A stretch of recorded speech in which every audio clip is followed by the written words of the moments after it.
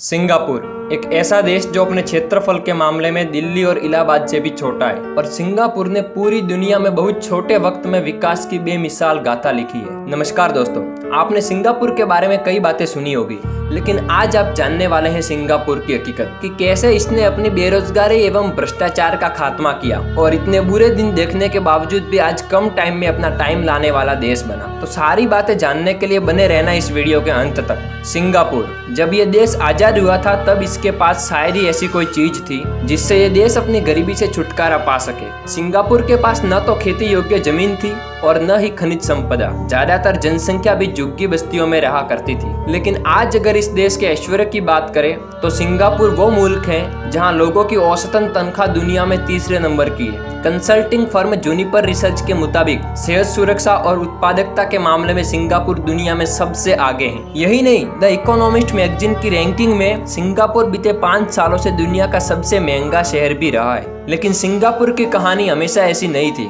एक समय ऐसा भी था जब भारत, ऑस्ट्रेलिया और म्यांमार की तरह सिंगापुर भी एक ब्रितानी उपनिवेश हुआ करता था। ये बात दूसरे विश्व युद्ध के दिनों की है, जब सिंगापुर को जिब्राल्टर ऑफ द ईस्ट कहा जाता था, क्योंकि सिंगापुर में ब्रितानी सेनाओं की भारी मौजूदगी हुआ करती थी। लेकिन साल 1942 में जापान ने ब्रिटेन को शर्मनाक अंदाज में हरा दिया। तब ब्रितानी प्रधानमंत्री विंस्टन चर्चिल ने इस हार को ब्रितानी इतिहास का सबसे बुरा नुकसान और सबसे बड़ा आत्मसमर्पण बताया था। लेकिन 1944 में अमेरिकी विमानों ने जापान के कब्जे वाले सिंगापुर पर हमला बोल दिया। इस हमले में सिंगापुर पर जोरदार बमबारी की गई, जिससे यहाँ के व्यापारिक बंदरगाहों को बुरी तरह नुकसान पहुंचा। लेकिन इसके बाद सिंगापुर ने अपने लिए एक नई कहानी गढ़ना शुरू कर दिया। जापान के कब्जे वाले दिनों में सिंगापुर की आबादी को तमाम प्रताड़नाओं का सामना करना पड़ा। साल 16 सितंबर 1923 को जन्म लेने वाले ली कुआन यी एक चीनी अप्रवासी परिवार की तीसरी पीढ़ी के बेटे थे। सिंगापुर के इंग्लिश मीडियम स्कूल में पढ़ने वाले ली कुआन यी का अंदाज भी अंग्रेजों जैसा ही था।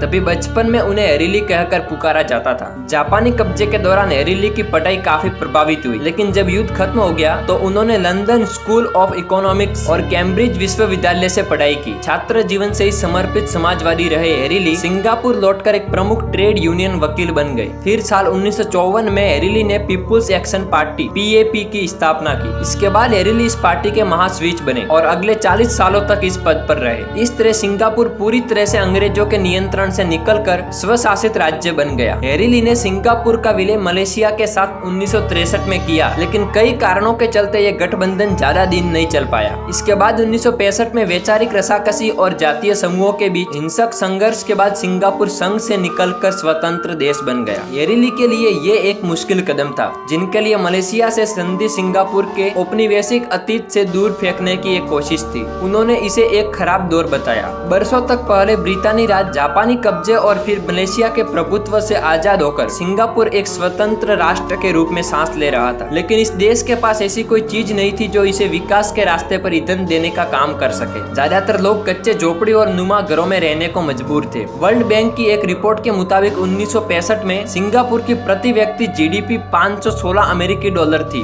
और करीब आधी जनसंख्या अशिक्षित थी। लेकिन इसके बावजूद सिंगापुर ने 1960 से 1980 तक प्रति व्यक्ति सकल राष्ट्रीय उत्पाद में 15 गुना की वृद्धि करने जैसा कीर्तिमान बनाया था। सिंगापुर के पूर्व प्रधानमंत्री ली कुआन यी ये मानते थे कि इजराइल की तरह सिंगापुर को भी छलांग लगाकर आसपास के क्षेत्र के अन्य देशों को पीछे छोड़ना है और बहुराष्ट्रीय कंपनियों को आकर्षित करना है। हालांकि एक बर्बाद और छोटे से देश से चमचमाती इमारतों का मुल्क बनने की प्रक्रिया में सिंगापुर के लोगों ने एक बड़ी कीमत चुकाई है। सिंगापुर की सरकार ने आबादी को नियंत्रण में लाने के लिए 2 से ज्यादा बच्चे पैदा करने वाले लोगों पर कर लगाना शुरू कर दिया। यही नहीं, भ्रष्टाचार की समस्या से निपटने के लिए सिंगापुर में ऐसे कड़े कानून बनाए गए जिसकी वजह से भ्रष्टाचार में कमी देखी गई। सिंगापुर ने शानदार सड़कें और हाईवे निर्माण पर काफी ज्यादा जोर दिया, जिससे आधारभूत ढांचे का विकास किया जा सके। लेकिन एक और सवाल आता है कि सिंगापुर ने कैसे की इतनी कमाई। दरअसल सिंगापुर की सूरत बदलने में इसकी भौगोलिक स्थिति का भी एक बड़ा योगदान है। ये देश मलक्का जलडमरू मध्य के मुहाने पर स्थित है, जहाँ से दुनिया का 40% समुद्री व्यापार होकर गुजरता है, जिससे इस देश को भारी कमाई होती है। इसकी 190 किलोमीटर लंबी तटीय रेखा पर कई गहरे पानी वाले बंदरगाह हैं।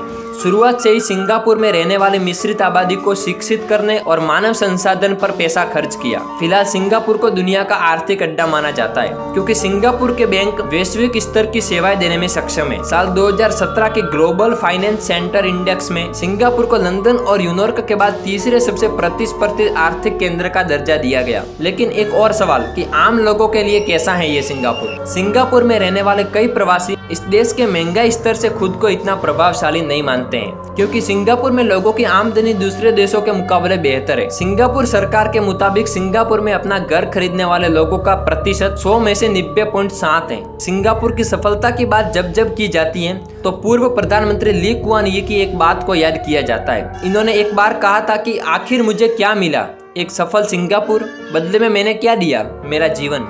ली कुआन यी ने अरब देशों से घिरे इजराइल के मॉडल को माना। उनका कहना था कि इजराइल की तरह हमें भी छलांग लगाकर क्षेत्र के अन्य देशों को पीछे छोड़ना है और बहुराष्ट्रीय कंपनियों को आकर्षित करना है। वे चीन के साथ अच्छे संबंधों के महत्व को समझते थे। चीनी नेता देंग जियाओपिंग के साथ अपनी दोस्ती से उन्हें मदद मिली।